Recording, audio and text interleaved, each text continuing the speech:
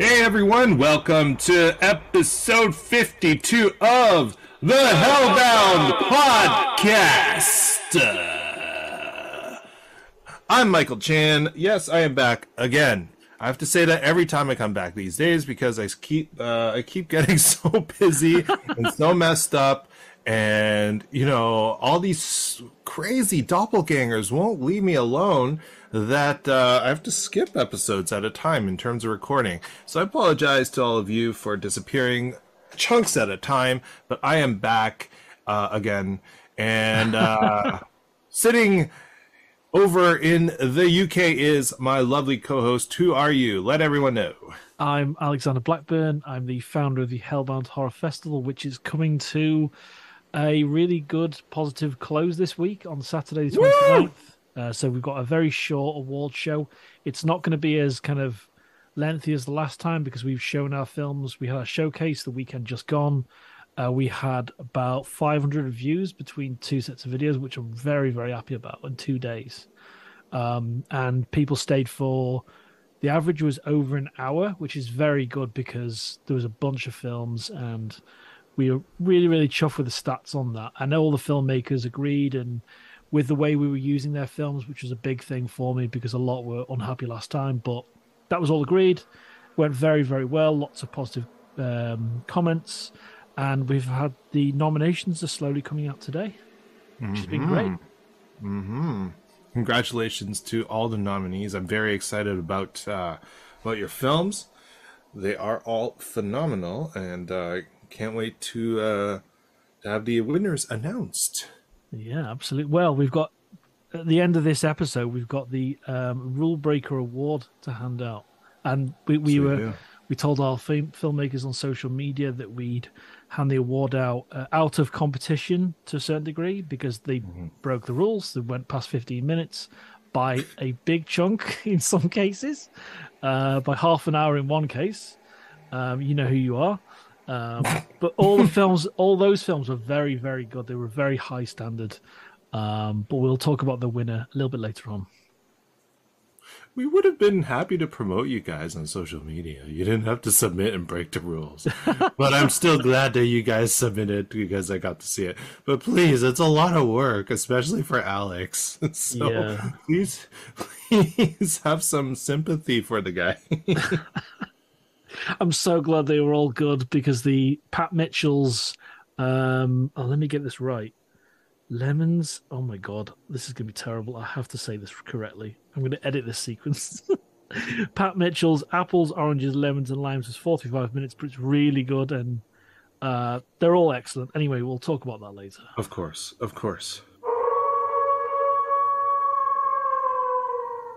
So, before we get to the handing out of a award for breaking rules, let's talk about EZRA. Yes. Which is the TV show that I am in. I am very excited to be able to finally talk about this. It's been a while coming. So EZRA is a queer vampire love story TV show. And some great action, some great horror, incredible performances. It stars Luke Hutchie as EZRA. And he's a relatively new actor, but he is phenomenal. This guy is just filled with talent. So absolutely deserved for him to get his and he wrote this with Chelsea Clark. So I'm so happy that they got their TV show made.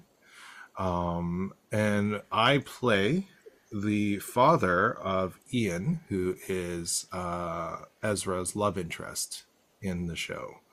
So I'm Gil Tran.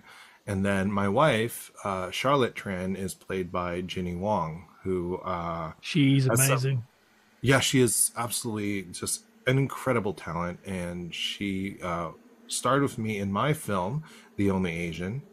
And the two of us have also played a couple in a print campaign. So seems people like to see us together. Yeah. On screen. And I think, considering that we are both relatively good actors. Although I'm not going to toot my own horn that much, but Ginny is just fantastic. I think we're a good combo to have on screen. And if you watch Ezra, we are only in one episode right now. It's not a long series. So we're in the kind of meet the parents episode, and it's hilarious. Like, it's so much fun. Like, the show has a lot of good comedy in it, even though it's not really a comedy show. But they have good comedy. But like, our scene is just like pure comedy gold from beginning to end. Like, we had a script, and what was fun was they're like, can you like improv around it? Like, keep all the lines, don't screw up the lines, but like improv around it. Like, you find moments to be coupley or to interact with Ezra in some awkward ways, or with your son, do it. So we did.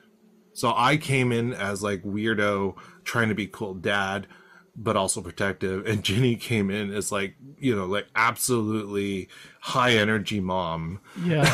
And Wow. it just worked because both of us were just like all over the situation. And you see like Luke and Danny Vo, who plays our son, they're just both like, what the whole scene. That must be But quite it's an exciting kind of freedom to have, because obviously some shows must be, right, this is the dialogue, this is it. Some shows you have a little bit more freedom depending on who the director is or the producers. But yes. what's that kind of pressure like to have that flexibility in that role? um so historically, I'm not really an improviser. A lot of people say I'm good at it, but really, like, if you go far enough back, like, I was the one who darn near failed my improvisation course in film school. I'm the one who was told I'm not funny and I'll never be funny. I was told that my clown was a an accountant, and also that my clown is just a Chinese dude trying to be white. Like, these are the type of things that I've been told Wow. for a large part of my career. So for me to finally be able to do something that improvisationally that is considered funny, uh, and to be able to do it in the very supportive and positive environment and inclusive environment that was Ezra's set, was fantastic, because I always known I'm funny. You know how people always say like, I think I'm funny. That was always me. It's like, oh, I think I'm funny. Well, fine. Don't think I'm funny. But yeah, like, now I know for sure. So it's Uh, nice. But no, there was a lot of pressure. I put a lot of pressure on myself. Like, whenever I do comedy, I it's personal pressure because of the experience and some of the trauma I went through early in my career, right? yeah. So, but then, once you get going, honestly, once you get going and you feel that support, you feel that love, and everyone's vibing, it gets so much easier. Like, as the takes went on, I stopped overthinking it. The pressure kind of lifted off my shoulders, and we just went. And I'd like to also like thank director Mike Milden, who just created such an incredible set environment for us that day. Like, there's different directors for different episodes, but Mike is an absolutely incredible director, and I think his I think he doesn't just think about himself. He also thinks about everyone that's part of production. So when it comes to the actors, he's there for us, right? And so he's tried to work with us Hmm. to make the scene better. And that kind of understanding of our job and our position in the production, and allowed us to work with him to get a better scene, to get the comedy up and the energy up, and that kind of awkward meet the parents feel that you would expect in a scene like that. Yeah. That's very cool, man. That's very cool. It's really kind of super positive, and it makes me excited to see it. I've not seen where it's available in the UK yet, or if it is, but I think Vicky and I, my wife, will be really looking out for that. I'm quite excited for it. And it's great to hear that you had such a positive experience, because you know better than myself that it's not always like that. But to kind of have everyone just, you feel as though you're on an equal footing with everyone. It's really positive, and it makes you more excited. It makes you more motivated, and it really ups the ante, doesn't it? It does. In terms of where to watch EZRA, so EZRA is on Out TV, which is a queer channel. In Canada, you can watch it on Amazon Prime. They have the Out TV channel on Amazon Prime. And in the US, it's on Apple TV. There is an Out TV channel on Apple TV. I'm not sure. I apologize where to watch it in the UK. But yeah, Out TV is its own channel as well. Like if you have cable over here, so in Canada. So yeah, those are the different places that I know of that you can watch it. Superb. Yes. That's fantastic, man. That's absolutely fantastic. Oh, I would also like to point out, it is if you watch Drag Race, Priyanka, the drag queen, it's her first. She has her first acting role and acting credit in our show, so that's something else to get excited for. Yeah, I watched. I think the Canadian Drag Race, the US, the main US one, the UK one, the Australian one. So you know who Priyanka is. Oh yeah, I absolutely love the show because the energy's so different, and it's just fantastic to watch, and the creativity's unreal. And it's great to be able to have a network like that where people have got that freedom. There isn't that kind of, it's really really great, and it's great that you can finally talk about the show. Finally, yes. Yeah, because that must be so difficult. I know how difficult that is for you, and I know it's difficult for a couple of other people who know that, like yourself being in Star Trek Discovery, you can't talk about it at all until it's out. And even now, there are a lot of things people ask me, like when I do, TikTok's lives or whatever. Yeah, people ask me questions like, I can't really talk about that, or I can't comment on that. And there's still a lot of that stuff. But at least like with Star Trek, I can at least talk about the positive experiences I have on it, or some of the things that I'm not NDA on, and actually reveal I'm in the show. And the same with EZRA, right? Like I'm glad I'm finally able to talk about it. Yeah, absolutely. Oh, and by the way, guys, drink Liquid Death. They're our sponsor. It's that energy drink, isn't it? It's not. It's it's water, isn't it? It's water. There's sparkling. I'm not sure if there's non-sparkling, but they're in a beautiful can, sparkly, and has a skull on it, and it's quite expensive, but very delicious. I've heard good things from other podcasts and producers, so it is. I don't know what they did to the water. Like there's electrolytes and stuff, but it's water. Like I don't even know how to describe how good it was. I'm just shocked that now, am I able to buy this? Not on a regular basis. It's too rich for my blood. Like I'm just like a C-list actor. I'm not a celebrity. So, but if you ever have some cash and you want some delicious water, unflavored, get Liquid Death, because it's actually good. I'm sorry, I don't know how to advertise Liquid Death. It's expensive water. We don't. You don't have to answer this, but out of curiosity, were they a response to the channel or the show? The show. We had. Do you have those on set as well? We did, and I had a few cans of it, because I had my first. I was like, oh, what on earth? Wow, like wow, okay, it's just water, but wow. And if Liquid Death would like to be a sponsor of the Hellbound Podcast, that'd be fantastic. Yes, please sponsor us. I'd like to drink a few cans on air.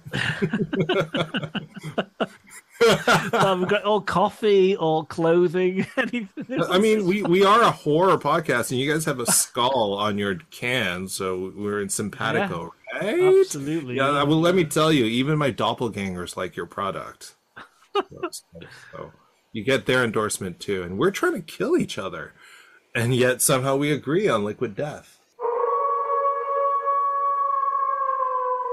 Let's get to the award for breaking rules for Hellbound. So this is the only award being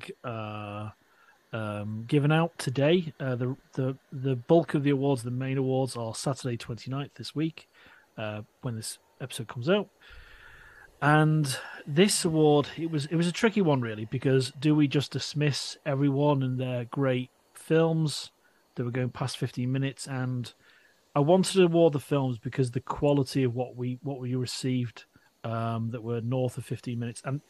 But I did make it very, very clear for anyone listening for the first time, I did make it very clear that it couldn't win or be nominated for any other award, because the rules are broken. They're on the website, they're on Film Freeway, so I just made it very, very clear. But there was a bunch of nominees. One was Dinner with Chuck. I highly recommend it. It's extremely funny, about a young woman that goes on a date, and she's got this awful, awful date she's on, and then she ends up talking to the crab that's on the plate. That's really twisted. I'm going to do a full review of each of these in a few weeks. In the Shadow of God is a beautifully crafted film that I'm surprised it's not on Shudder. It's kind of such a high caliber. And we've got Mark Brombacher with his film The Bloody Baxters, and what it takes to keep a family together in a very twisted tale. Mansplaining, I think it's from Mexico. I'm going to say Mexico. It's either Mexico or Spain. I'm pretty sure it's Mexico, but I will correct myself. And it's a very Takeshi Miike, is that correct? From the director of Audition. It's very, very sinister film. And then we've got, what are the other films in that category? We have got Pat Mitchell's Apples, Oranges, Lemons and Limes. Superb film. Sorry. And then we've got one of our Turkish filmmakers that submitted a few times, Salem Emre Dajitmas, with My Inner Voice, and that's it. And the winner of the award, I want to see this as a feature film. This is how good this film is, and the cast is fantastic. I'll be doing a full review of each of these six films. But Brian Sopanzic's In the Shadow of God is the winner of the Rule Breaker Award. Woo! But Brian's work, seriously, I thought I was watching a feature film. It was just so good. Performances were off the chart. I wanted to know more. I wanted to be in that world. Well, watching it from afar because it's so kind of sinister. But yeah, In the Shadow of God, superb, absolutely superb. It kind of reminded me of the kind of tone of Midsummer in some respects. Brilliant film, well deserved. But we'll be sending out the winning laurel very, very soon, and the high-res artwork to all the filmmakers as well. Mm-hmm. So all the artwork that's been produced with the aid of Midjourney, we're sending out super high-res versions of each of them to all the filmmakers as soon as the festival's finished. So well done. My only comment is congratulations. I don't know if we expect you to put the laurel on your poster, only because now you're indicating to other festivals that you like to break rules. Yeah. But still. Yeah, that's a good point. Film, so, it's the best of the rule breakers. You should be proud. Oh, my God. So well done to Brian Sapaznik with his film In the Shadow of God. A brilliant film, and we're actually going to release all the films again for another weekend coming up. So on the 29th, so all the films are going to be available for 2 more days, then that's it. We'll work out some sort of agreements with some of the winners, and because most of the films are still in competition around the world, so we don't have rights to pass the extra 2 days. Thanks to all the filmmakers, and should be a great little award show. It's going to be a shorter one this year, so that's on the 29th at 5 p.m. GMT. And the only reason I'm saying the GMT time is because I messed it up last time, and it was an hour out. So because the time zone change, that's what happened. Yes. Don't you just love it when that happens? I was a daylight saving thing, and then I got like 20 messages on Instagram saying, it's not on yet. I'm like, okay. And then it was like, oh shit. It changed in the week I'd put it on. So anyway. Yeah. But yeah, well done to Brian. Well, all right then. That's all we have for you today, peeps. Even so, I have to get back to fighting my doppelgangers. I can actually see one trying to like creep into my basement studio, and so yeah, I better go lop off his hand as he's trying to get through that window. It's gonna be fun. Yeah. So if you enjoy listening to us, you can actually follow us on social media because we are on Instagram as the Hellbound Podcast. We would love to feature your cosplays, your art, your makeups, your music videos, and all that on our social media. So if you would like to get featured, please send us a private message. Again, that's at the Hellbound Podcast. And yes, I did say the and the. So I said it in different ways. So the Hellbound Podcast. Also, if you like what you're listening to, please consider subscribing to us on your preferred podcast platform. It does help us get us seen by more or listened to by more people, as we would really love to be featured. Also, if there's the option to give us a review or ranking, please give us 5 out of 5 stars, 10 out of 10, and a good review. That helps us as well. Thank you so much. So once again, social media, the Hellbound Podcast. Harness the darkness.